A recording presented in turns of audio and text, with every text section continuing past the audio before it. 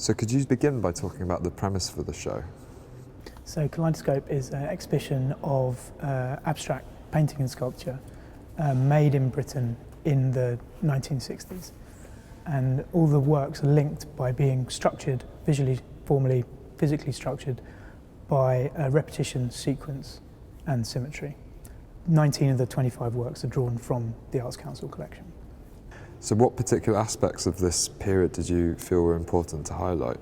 The core of the exhibition is what's generally known as new generation sculpture, which is generally characterised by brightly coloured abstract shapes sitting on the ground in the gallery space, in the viewer's space. And it's mainly associated with Anthony Caro, who's in this exhibition with his 1965 sculpture, Slow Movement. But there's a huge scene around Caro of very varied, diverse artists, and I wanted to highlight that. And in my research realised that sequence and symmetry are one of the fundamental ways in which many of these artists, such as Phillip King or Tim Scott or David Annesley or Michael Bolus, ordered their work.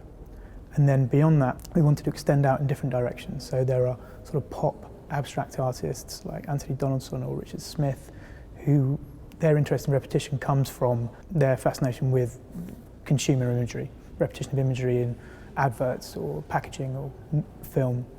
And then there are constructivist artists who are from a much purer type of abstraction, who are interested in the sort of mathematical structures that underlie reality. There are also some op painters like Bridget Riley, who's probably the most well-known artist in the exhibition, Peter Sedgley, and Jeffrey Steele. How did you approach selecting these works from the Arts Council collection and the other large collections? Well, obviously we started with this idea that all works would have to contain repetition, sequence or symmetry. And that's possible with the Arts Council collection because it's such a rich collection in this period. And so you could narrow your selection down. It didn't just have to be a show of abstract art from the 60s. So having said that, the 6 loans are all examples where the work, all of the artists are in the collection already with different works, but it was felt that those works were not completely appropriate, and so we looked elsewhere. So for example, the Anthony Donaldson painting, there is a similar work, but it's a small work on paper, and it wouldn't have fitted within the context of this quite large gallery space. We always wanted to make use of the size of the space and not to restrict it.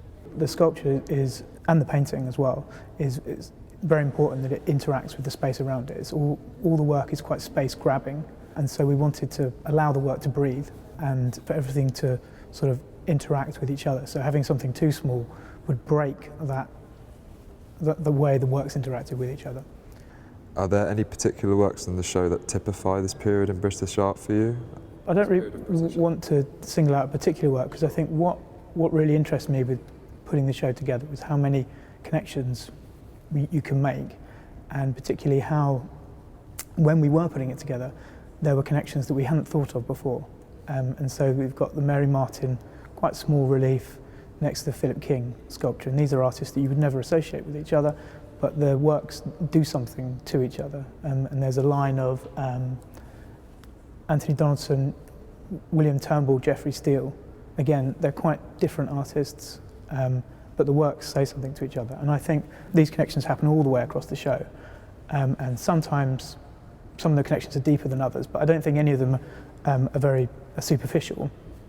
And what struck me looking across the whole exhibition was that there's a sort of sense of weightlessness, of detachment from the ground, which occurs across almost everything. So even the works that have plinths, the plinths are slightly raised, and we hadn't slightly raised off the ground, so there's a sense that they float.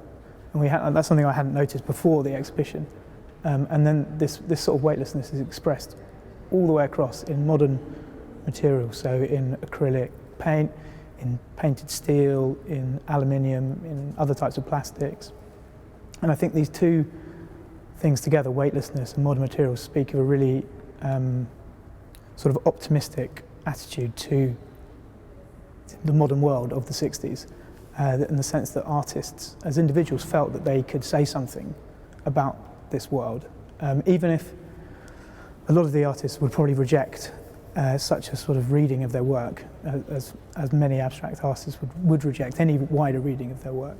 But I think it's a general effect across the exhibition as a whole. An unintended effect, it wasn't something I particularly thought of before, what also makes it feel quite distant from our own times, because I wouldn't imagine there are too many artists at the moment who feel that they can have this optimistic, confident relationship to technology and to industry, but I think that comes across